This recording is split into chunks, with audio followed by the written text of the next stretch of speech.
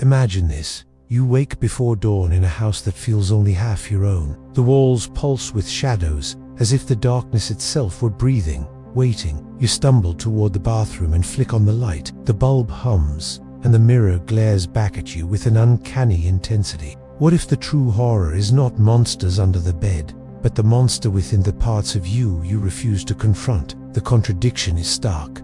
You spend a lifetime running from your fears, yet the greatest fear lies not in the unknown outside, but in the uncharted territory inside. It is to invite chaos into the carefully ordered life you've built. It is to acknowledge both strength and fragility, to embrace love and hatred, hope and despair all at once. And if you dare to descend, what will you find at the bottom? Redemption, oblivion, a terrifying freedom, unmoored from every certainty you once held dear. You stare, expecting to see the familiar map of lines and scars you know so well. Somewhere within you, a voice whispers that this moment is the crossroads where transformation begins or ends. The mirror no longer feels like an adversary, but a gateway. Beyond its surface lies a realm neither safe nor simple, where every concealed thought and emotion awaits reckoning. Will you shrink back, allowing the reflection to fade into denial? You feel the tremor intensify as you prepare to step through, knowing that once you cross this threshold, there is no turning back. What will you discover in the darkness beyond the mirror? And more importantly, what will you become once you embrace the entirety of your being? Or will you reach out, touch that face, and pull yourself into a truth so raw it burns? Instead, the face looking back seems both yours and not yours, every feature magnified, every imperfection impossible to ignore. Your eyes are too sharp, your smile too forced, as though this reflection knows secrets you have long buried. A chill runs down your spine. You press your palm against the cool glass. The image doesn't blink, it doesn't soften, it waits, and in that relentless gaze, you feel something shifting inside, a tremor that whispers of truths you have been too afraid to acknowledge. Memories crackle at the edges of your mind, the childhood shame you shoved beneath the floorboards, the ambitions you buried to please others, the anger you convinced yourself was never really yours. How many versions of yourself have you abandoned along the way? How many echoes of your true nature lie silent in the corridors of your past? What does it mean to look that closely at yourself, to witness every part of your soul laid bare? What happens when you can no longer hide behind the masks you've crafted, the personas you slip into like comfortable clothes? You want to look away, to slam the mirror's door shut, to retreat into the safety of distraction, social media scrolls, binge watches, the comforting drone of background noise. Yet a force steadies your gaze. It insists. Look, see every scar, every hesitation, every fragment you've denied. Dare to face yourself in full light, without apology or excuse. Dare to own the shadows as well as the light. You take a slow, unsteady breath. A question rises, urgent and unrelenting. What if the scariest place you could ever enter is not a haunted house or a dark alley, but the dark corners of your own being? Your heart pounds. Is that courage or madness? You shiver as the paradox settles like a weight in your chest. To accept oneself completely is to risk unraveling. Your pulse races with anticipation. The air grows heavier, charged with possibility. Listen to the silence that follows. In the stillness, you can almost hear your soul's own heartbeat, steady, demanding, insistent. And so you stand there, on the brink, aware that the most terrifying thing is not the vision in the glass, but the acceptance of it. You walk away from the mirror, but something follows you. Not a sound, not a figure, just a presence. Something internal that now breathes louder than your thoughts. It's as if, by daring to look into the mirror, the resistance you feel isn't just personal, it's ancient. These are the truths about us that society labels unacceptable, dangerous, or shameful. Anger, envy, lust, cowardice, selfishness, the need to control, the need to surrender. Not just emotions, but urges, patterns, entire selves we've shoved into mental basements and locked away, pretending they don't exist. It runs deep through the architecture of your psyche, like hidden fault lines beneath the floor of your everyday life. Accepting yourself completely isn't merely about acknowledging your flaws or celebrating your quirks. It's about confronting a hidden war within your very identity. And not flinch. You cracked a seal you didn't even know existed. You become the good one, the smart one, the quiet one, the funny one. He said, asterisk, He who fights with monsters should look to it that he himself does not become a monster. That is the terrifying truth. You didn't choose your desires, your instincts, your emotional wiring. And yet, society holds you accountable for them. This creates you're expected to be yourself, but only if that self is tidy, predictable, and easy to digest. Anything too raw, too wild, too authentic, that must be hidden. But the monsters, you realize, are not always external. They're the parts of you you refuse to look at. You wear masks, not just to hide from others, but to avoid confronting your own terrifying agency. Accepting yourself completely means grieving the versions of you that were never allowed to exist. It means holding space for the rage, the disappointment, the longing. It means saying, yes, I feel that. Yes, that's me too, even when it's ugly, especially then. But the deeper truth is far more unsettling. Wholeness comes from integration, not from editing yourself into acceptability, but from daring to hold the light and the dark in the same breath. Because if you admitted who you truly are, what you really want, what you're actually capable of, then what? It shows up in projections when you hate in others what you secretly fear in yourself. It erupts in anxiety, depression, perfectionism, addictions. You think you're in control, but really, you're haunted by everything you've refused to face. And when you fight them, deny them, you risk becoming something far worse. Hollow. A ghost of your own existence. Would your career? The unseen consequences of your denial have already begun to shape you, and they are far more dangerous than the darkness you fear inside. You play roles so convincingly that eventually you start believing them. Meanwhile, your real self messy, contradictory, and temperaments buried, screaming silently under the surface. What if the suffering you endure isn't from external hardships, but from the inner dissonance of living a lie? You've awakened a question that refuses to go back to sleep. Why is it so hard to accept who we truly are? It is real.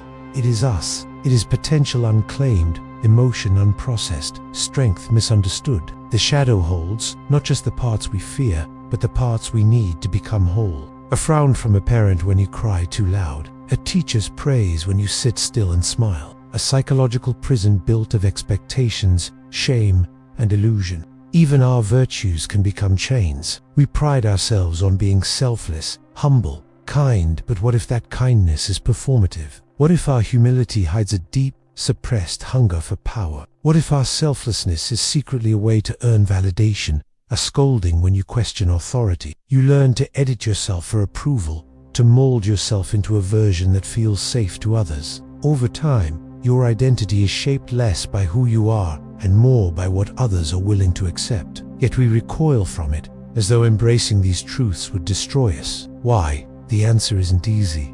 It isn't neat. It doesn't come wrapped in slogans or self-help mantras. Carl Jung called this the shadow, the parts of ourselves we deny, repress, and exile into the unconscious. But they do. They don't die. They wait. And they wait because, according to Jung, the shadow is not evil. Because from childhood, we are taught a different story. You learn early what earns love and what triggers punishment. That's the birth of the false self-mask. And so, layer by layer, the mask grows. Friedrich Nietzsche warned of this trap. Arthur Schopenhauer once said, "A man can do what he wills, but he cannot will what he wills." Is it any wonder, then, that we splinter? Jean-Paul Sartre described this existential burden as bad faith, the habit of lying to ourselves to escape the responsibility of freedom. Would your relationships survive? This is the hidden problem, the invisible structure we live within. Viktor Frankl, survivor of the Holocaust and father of logotherapy, spoke of the defiant power of the human spirit. But even he warned that without meaning, suffering becomes unbearable. What if you've spent your life trying to become lovable when what you needed all along was to become real? And yet, there is no path to realness without pain. But here's the cruel twist. The more you deny, the louder the denied parts become.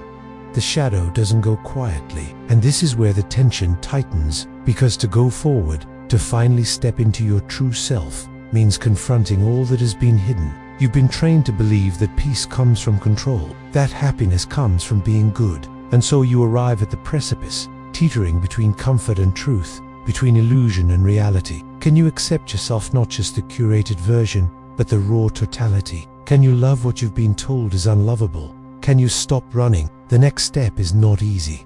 It is a descent, but it is the only way forward. Are you ready to see what happens when you refuse to look away? You start noticing it in small, almost imperceptible ways. The way your laughter sometimes sounds hollow, like it's echoing off the walls of a room you're not really in. The way you freeze before sending a text, weighing the exact words not for honesty. Fractured into a version that navigates the world and another that remains buried, out of view. At first, it seems harmless, necessary, even. After all, everyone does it, puts on faces, adapts, edits themselves for the moment, maybe even great, but slowly, quietly, the cost begins to bleed through.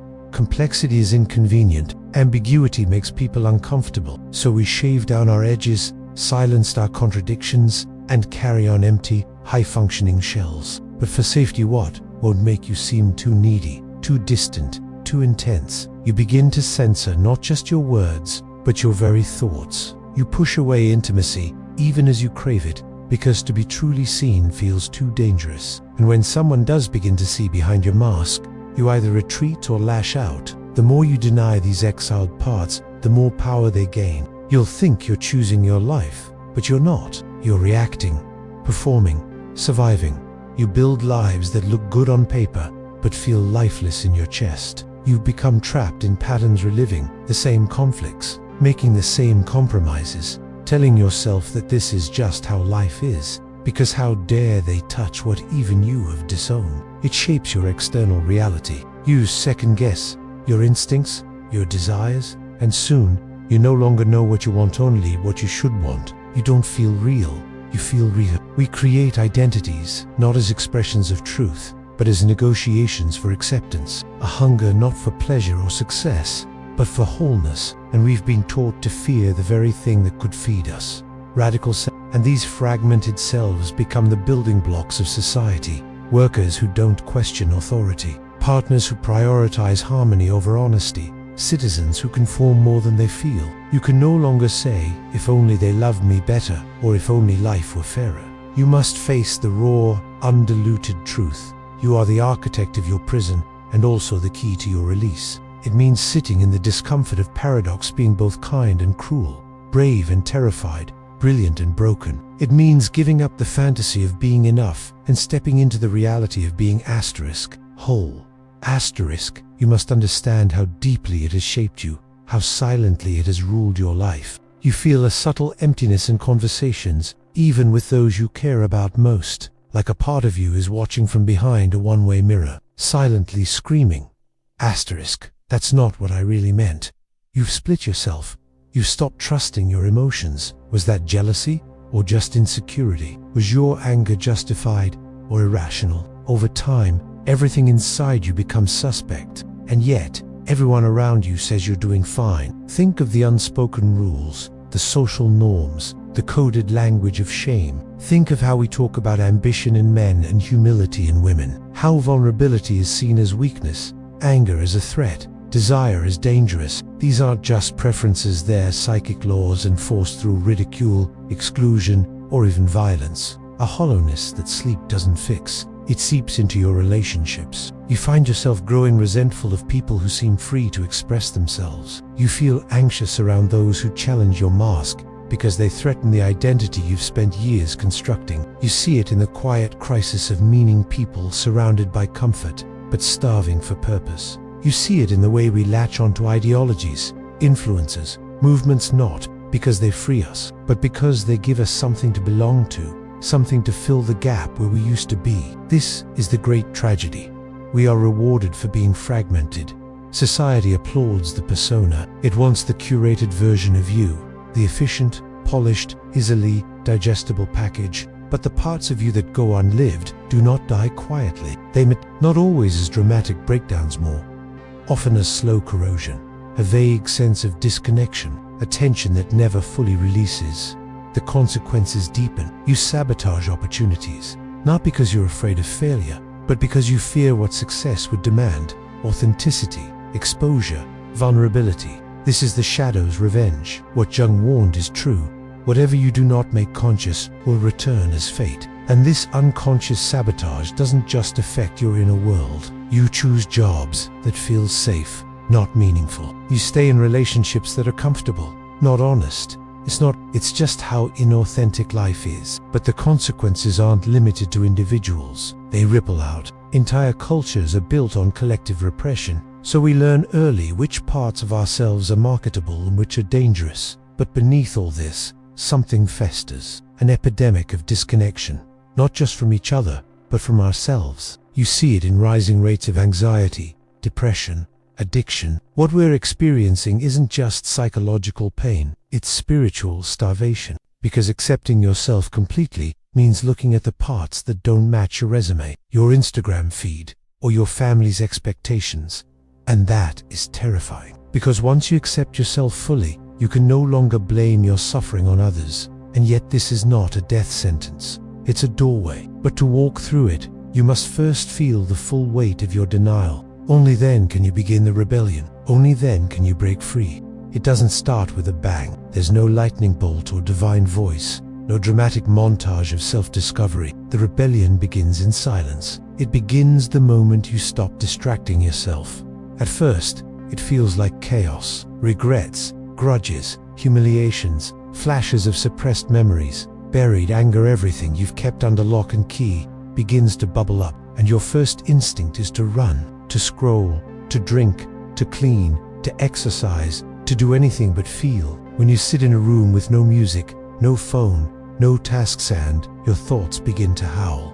But what if, just once, you didn't run? This is where the mask begins to crack, not from some great leap of courage, but from a sustained act of surrender. You stop trying to control your image. You start listening to your truth. What if you just stay? That is the first radical act of rebellion. To sit with yourself without flinching, to hold space for every uncomfortable emotion, every shadowed corner of your being. No judgment, no fixing, just acknowledgement. It's terrifying and it's liberating, because for the first time, you begin to hear the voice beneath the noise. The voice that says, I am tired of pretending. The voice that whispers, there is more to me than this. And in that whisper lies your revolution. You begin to question everything. You stop apologizing for being sensitive, intense, introverted, complicated. You stop explaining yourself. Why am I doing this job? Why do I hide my opinions in conversations? Why do I seek validation from people I don't even respect? Why do I smile when I want to scream? But the raw, feral kind of authenticity that doesn't need to be understood to exist, but it's yours, and that makes it powerful. You stop performing and start being messy, unpredictable, alive. Every why is a crack in the foundation of the false self, and with each crack, a sliver of light enters. But questioning is just the beginning. Rebellion also requires destruction, not just joy and love, but also grief, rage, longing. Not because you're better, but because you're no longer willing to shrink. You may leave jobs, change cities, walk away from identities that once defined you. It feels like death, and in a way, it is. One must still have chaos in oneself to be able to give birth to a dancing star. That chaos, the storm of shedding, questioning, grieving, isn't the end. It's the birthplace of something luminous, something true. Emotions you once saw as weaknesses now become maps. They show you where you've been wounded, where you've been hiding, where you still need to go. You have to interrogate the values you inherit about success, worth, gender, morality, even love. The kind that emerges when two people meet without their masks. When vulnerability is met, not with judgment, but with recognition. You begin to see how deeply you've been programmed, not just by culture, but by your family, your education, your trauma. When you own your darkness, others feel safe in theirs. It is a lifelong act of choosing truth over comfort. But with every act of rebellion, you reclaim a piece of your soul. When you live without the mask, others begin to question their own. Your courage becomes a mirror, your presence a catalyst. You have to unlearn. You have to dismantle the belief systems that have governed your identity. You begin to weave these fragments into a whole, and that wholeness becomes a kind of clarity. You realize much of what you called you was never really yours. So you start shedding, slowly, painfully. You stop agreeing to things that make your stomach tighten. You stop laughing at jokes that sting your soul, and in the void left behind, something wild and unexpected begins to grow. Authenticity, not the Instagram kind, not the curated self-love quotes or aesthetic self-care rituals. It means no longer outsourcing your sense of worth. It means standing rooted in your truth, even when it's inconvenient, even when it's misunderstood, especially when it's hard. You begin to speak more honestly, not always eloquently. Sometimes your truth stumbles out with trembling hands and a quivering voice. You begin to feel things more deeply, and perhaps most surprisingly, you begin to connect, not just with others, but with yourself, with the child you once were, with the teenager who learned to fake smiles, with the adult who forgot how to feel. But here's the thing about waking up. It often means losing what once made you feel safe. You may outgrow relationships. You're killing the version of you that was never real, and that kind of death is holy. Nietzsche spoke of this when he said, "But rebellion doesn't mean becoming a lone wolf, raging against the world." You stop asking, will they still love me if I change? And you start asking, can I still love myself, even if they don't? That question changes everything, because once you stop negotiating for belonging, you start creating it, real belonging, the kind that doesn't require performance. You find that your authenticity calls out to others. It liberates, it invites, it heals. And that is the hidden gift of rebellion. It's contagious. When you tell the truth, others feel permission to do the same. This is not easy. And one day, you wake up and realize you're no longer afraid of yourself. You don't need to be accepted, because you finally accept you. And that, perhaps, is the most powerful form of freedom. But even now, there is a deeper truth waiting beneath all this, a final understanding that makes sense of the entire journey. A realization so potent it reframes everything you've endured and everything you've become. And it's closer than you think. It arrives not with fireworks, but with silence, like the final note of a symphony that makes sense only in the stillness that follows. You've questioned, you've grieved, you've unlearned, you've rebelled. And now, you stand at the edge of something vast and unknowable, a space so expansive it terrifies you, because what lies before you is not a new identity, not a better version of the old self, but the utter collapse of the illusion that you ever needed one. You begin to realize the ultimate truth, that you were broken and now you are fixed. It's that you were never broken at all. You were divided, fragmented by fear, by shame, by survival instincts shaped in childhood and refined through years of social performance. But at your core, there was always wholeness, obscured, yes, but untouched, waiting, watching, and now you see it. He was offering a spiritual map. He understood what few dare to see. That wholeness is not about perfection, it's about integration. It's about holding your contradictions in the same palm and refusing to flinch. And every time you try to amputate one half in favor of the other, you bleed. The self you feared was unlovable is not a flaw. It is the gateway. The jealousy you disowned, the lust you buried, the rage you denied, all of it, sacred messengers. Not obstacles on your path to enlightenment, but portals to it. Each one pointing to a place in you still tender, still alive, still real. Carl Jung wasn't offering a metaphor when he said, the most terrifying thing is to accept oneself completely. You are not either or. You are both. And I see who I've been, and I still choose to love this person. Fiercely, relentlessly, without conditions. You are fierce and fragile, brave and scared, generous and selfish, profound and petty. But when you stop splitting, you begin to see. You see that the inner critic was just a scared child trying to keep you safe. You see that your shame was a survival mechanism, your attempt to secure belonging in a world that punishes authenticity. You see that even your worst decisions came from a place of longing to be loved, to be seen, to be held. You don't need to chase happiness, because you're no longer divided against your own soul. You don't need to find meaning, you are meaning. Your life, your breath, your very presence becomes an expression of that truth. And the moment you stop running from these truths, you begin to embody something extraordinary, radical self-compassion. Not the fluffy, affirmational kind, but the kind forged in fire. The kind that says, I see what I've done. When you stop wasting your energy hiding, censoring, performing, you become a force. You write more honestly, you speak more clearly, you love more deeply, you live more freely. This is the moment everything changes, because once you accept yourself completely, you are no longer at war with yourself. And if you are not at war with yourself, then no one else can weaponize your shame. not society, not religion, not your family, not your partner, not even your own mind. The kind of peace that arises when you've returned home not to some perfect version of yourself, but to the self that was always there, waiting. You become sovereign. You don't need to prove your worth, because you've stopped using external standards to measure it. And here's the most paradoxical part of all. The more you accept yourself, the more you transform. Not because you must, but because wholeness is naturally creative. It doesn't stagnate, it evolves. It flows, not in spite of your flaws, but because of them. Because you no longer view your imperfections as stains to scrub away, but as brushstrokes in the masterpiece of your being. And now, something inside you stirs, a question, softer than the rest. Not desperate, not demanding, just curious. Asterisk, who am I when I am no longer performing? Not for love, not for safety, not for approval. Asterisk, who am I when I stop trying to be anything at all?